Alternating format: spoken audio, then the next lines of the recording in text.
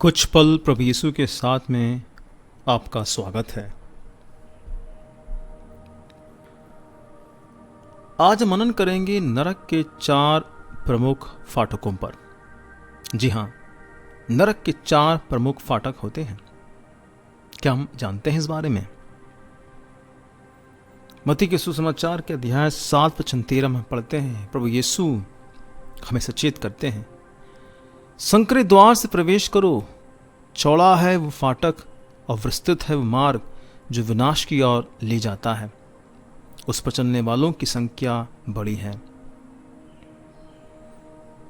यहां पर हमें समझना जरूरी है कि नरक के अलग अलग फाटक होते हैं, पर ये फाटक इस धरती पर खड़े होते हैं और ये द्वार या फाटक जमीन पर घसी होती है। और ये मुख्य फाटकें हैं। पहला नफरत यानी कि हेट्रेड, दूसरा ईश निंदा ब्लास्फेमी, तीसरा चोरी थेफ्ट, चौथा अशुद्धि वासना यानी कि इम्प्योरिटी लस्ट। संत अल्फोंसस कहते हैं कि 4 मुख्य द्वार से ही अधिकतर आत्माएं नरक में गिरते हैं। नफरत नरक का पहला द्वार है। जी हां, ख्याल रहे, नफरत नरक का पहला द्वार है। जैसे स्वर्ग प्रेम का राज्य है तो नरक नफरत का राज्य है। अच्छे के साथ अच्छा करना और बुरे के साथ बुरा करना, यह दुनिया की रीत है। मत्ती के सुसमाचार के अध्याय 5 वचन 43 में पढ़ते हैं, तुम लोगों ने सुना है कि कहा गया है, अपने पड़ोसी से प्रेम करो और अपने बैरी से बैर, परंतु मैं तुमसे कहता हूं, अपने शत्रुओं से प्रेम करो और जो तुम पर अत्याचार करते हैं उनके लिए प्रार्थना करो। संत अल्फोंसस कहते हैं, अगर तुम और कुछ नहीं कर पा रहे हो अपने शत्रु के लिए, तो कम से कम उसके लिए प्रार्थना करो। जो तुम पर अत्याचार कर रहा है उसके लिए प्रार्थना करो, क्योंकि मत्ती का सुसमाचार के अध्याय 5 वचन 45 कहता है, इससे तुम अपने स्वर्गिक पिता के संतान बन जाओगे। और ये बात सच है। संत ऑस्टिन कहते हैं, सिर्फ प्रेम से ही हम ईश्वर की संतति बन सकते हैं। और ये हम देख पाते हैं सेंट कैथरीन, सियना की सेंट कैथरीन के जीवन में। सेंट कैथरीन से एक स्त्री बहुत बुरी तरह व्यवहार करती थी और उनके बारे में गलत बातें फैलाकर उन्हें बदनाम करती थी। पर संत कैथरीन की प्रार्थना थी कि ईश्वर उन्हें स्त्री की सेवा करने का एक मौका दे। और ऐसा ही हुआ।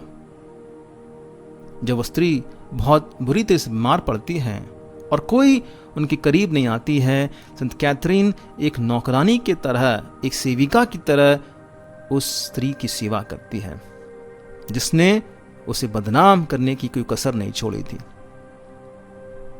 संत अम्ब्रोस के जीवन में एक ऐसा उदाहरण पाते हैं। वो व्यक्ति जिसने संत अम्ब्रोस को जान से मारने की कोशिश की थी, उसी व्यक्ति को वो क्षमा करते हुए जीवन भर उन्हें संभालते हैं। ये कोई बड़ी बात नहीं है कि हम अपने अच्छे दोस्त की दुहाई पर और दोस्ती के खातिर या उसके कहने पर हम दूसरे को क्षमा करने को तैयार हो जाएं। अगर हम ऐसा कर सकते हैं अपने दोस्त के खातिर, दोस्ती के खातिर, तो फिर क्यों नहीं हम प्रभु के कहने पर दूसरों को क्षमा करने के लिए तैयार हो जाएं? क्या हम ऐसे करते हैं? शायद नहीं। जिसने दूसरों को क्षमा किया है उस पर प्रभु की प्रतिज्ञा पूरी होती है। वही प्रतिज्ञा है लूकस के सुसमाचार के अध्याय 6 में पढ़ते हैं, क्षमा करो और तुम्हें भी क्षमा मिल जाएगा। जी हां, क्षमा करो और तुम्हें भी क्षमा मिल जाएगा। संत क्रिस्तोस्तम कहते हैं, क्षमा करने से तुम अपने पापों की क्षमा कमा रहे हो। जी हां, संत क्रिस्तोस्तम कहते हैं, क्षमा करने से ही तुम अपने पापों की क्षमा कमा रहे हो। इसके विपरीत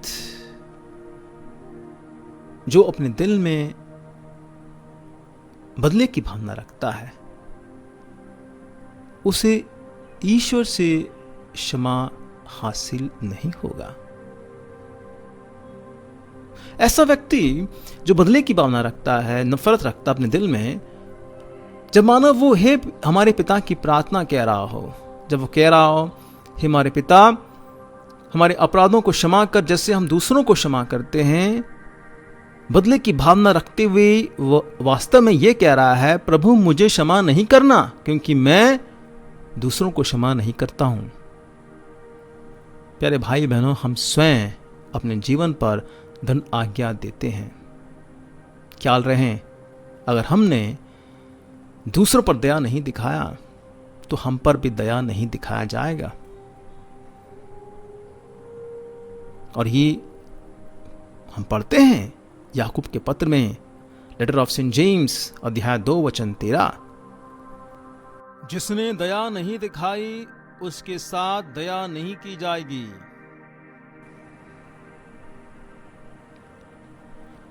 प्यारे भाई बहनों, सेंट ऑस्टिन कहते हैं जो ईश्वर की आज्ञा अनुसार अपने शत्रु को क्षमा नहीं करेगा तो वह किस चेहरे से ईश्वर से क्षमा मांग सकता है। हाँ प्यारे भाई बहनों, अगर हम ईश्वर की आज्ञा के अनुसार अपने शत्रुओं को क्षमा नहीं करते हैं, तैयार होते हैं, तो फिर किस मुंह से हम जाएंगे ईश्वर से क्षमा मांगने के लिए। आगे जानना बहुत जरूरी है कि बदला लेना और बदले की भावना रखना, प्रतिशोध लेना या प्रतिशोध की भावना रखना दोनों ही बराबर है। अक्सर हम ये कहते हैं हमने किसी का बुरा तो नहीं किया है। हाँ, हम किसी की बुरा होने की भावना जरूर रखें अपने दिल में। दोनों प्रभु यीशु की निगाहों में एक जैसे हैं। जब हमें कोई ठेस पहुंचाए तो हम क्या करें, ये सवाल हमारे मन में उठता है।